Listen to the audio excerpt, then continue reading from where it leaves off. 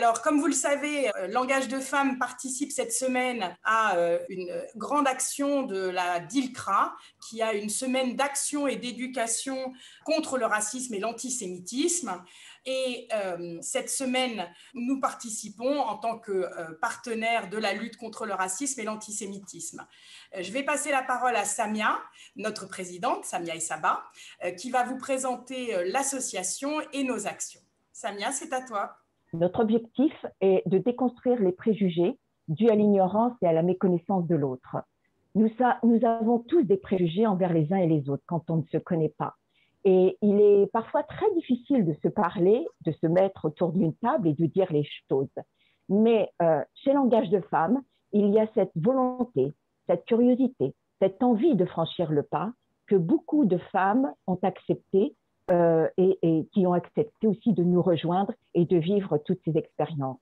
Notre marraine, Anne-Marie Revkolevski, a dit également quand j'écoute l'autre, je sais comment lui parler.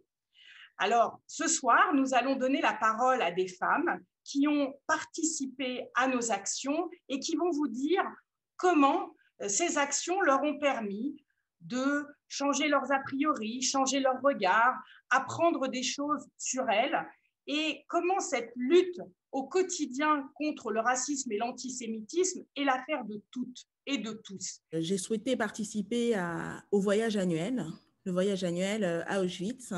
J'ai vu passer cette information et je me suis dit, allez, pourquoi pas?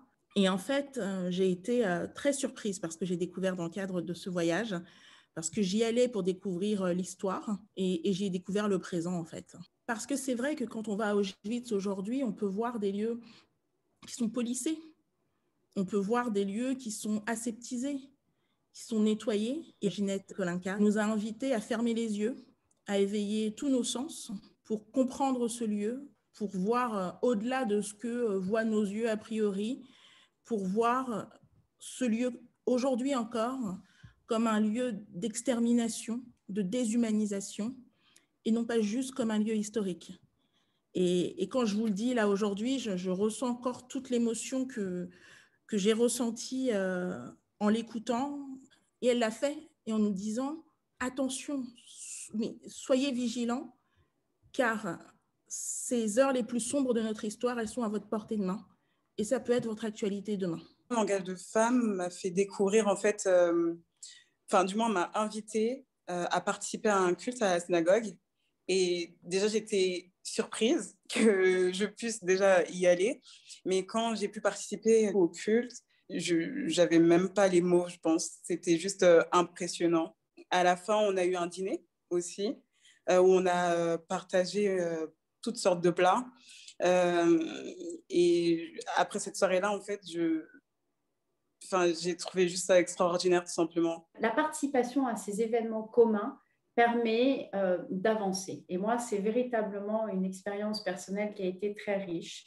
D'abord de côtoyer aussi bien Samia, mais aussi Chloé, mais aussi d'autres qui sont d'ailleurs autour de la table du webinaire ou en direct avec nous. C'est de se rendre compte d'abord qu'on a tout je pense en tant que femme, un langage commun. Ça, c'est très important de se rendre compte de ça, quelles que soient nos différences, quelles que soient nos origines, que ce soit des origines sociales ou nos appartenances religieuses. On a un langage commun et ça, c'est formidable.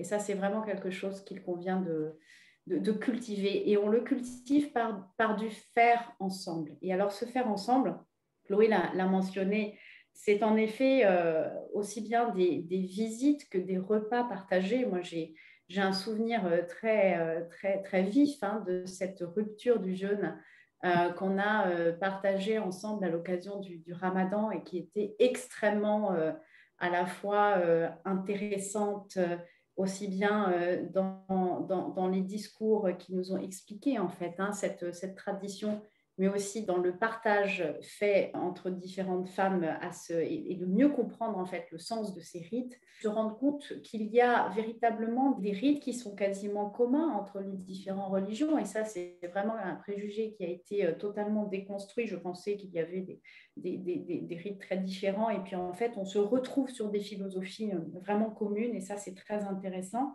et c'est très porteur d'espoir, je pense, hein, dans le dialogue entre femmes. Il serait bien d'emmener les jeunes à Auschwitz, les jeunes qui n'y croient pas, qui disent que ça n'a pas existé, de les emmener sur place, parce que rien ne remplace le sur place. Les images, les histoires n'ont pas l'impact du lieu. Et de leur montrer voilà, ce que peut engendrer la haine de l'autre, le racisme, l'antisémitisme, hein, voilà où ça peut nous emmener. Je suis très, très, très contente de faire partie de cette association-là parce que grâce à cette association-là, j'ai décidé moi-même de créer ma propre association sur une autre cause, bien sûr, mais tout en restant en fait des femmes, en fait, parce que nous avons droit à la parole. Il faut vraiment qu'aujourd'hui, nous nous exprimons parce qu'on est vraiment dans un domaine et dans un monde patriarcal. Nous sommes allés au Chambon-sur-Lignon, qui est un village protestant qui a caché des enfants juifs pendant la guerre et qui a permis à ces enfants de quitter la France et d'aller en Suisse. Et là, il y avait un mélange donc de femmes juives, chrétiennes, musulmanes, et on était toutes interloquées par ce qui s'est passé. Et on a échangé énormément après au déjeuner. Et de se connaître, ça fait, je crois que ça fait avancer la paix, tout simplement. J'ai pu, moi, rencontrer, même dans le cadre de l'association, des personnes également qui avaient des préjugés très forts sur telle ou telle communauté religieuse ou sur telle ou telle origine, j'allais dire, géographique. Et on a pu se rendre compte qu'avec le temps, qu'avec la connaissance de l'autre, ces préjugés-là, ils tombent. Donc, nous devons prendre ce monde dans sa globalité, avec nos différences, avec nos capacités, nous les femmes, à oser dire des choses. On doit oser encore plus. On doit oser dire que le racisme et l'antisémitisme, ce ne sont pas des valeurs. La valeur aujourd'hui, c'est l'entente. La valeur aujourd'hui, c'est de se retrouver. La valeur aujourd'hui, c'est de penser ensemble le monde de demain. Si vous saviez ce que j'ai appris, moi, si vous saviez ce que j'ai retiré de ces voyages et de ces rencontres, et je me souviens, comme le disait Sandrine, de l'explication du Ramadan, je croyais que je savais, mais je ne savais pas. Les rites religieux des autres, je ne les connaissais pas. Et ça m'a beaucoup enrichi de découvrir ça et d'apprendre. Et ça, c'est le langage de femme.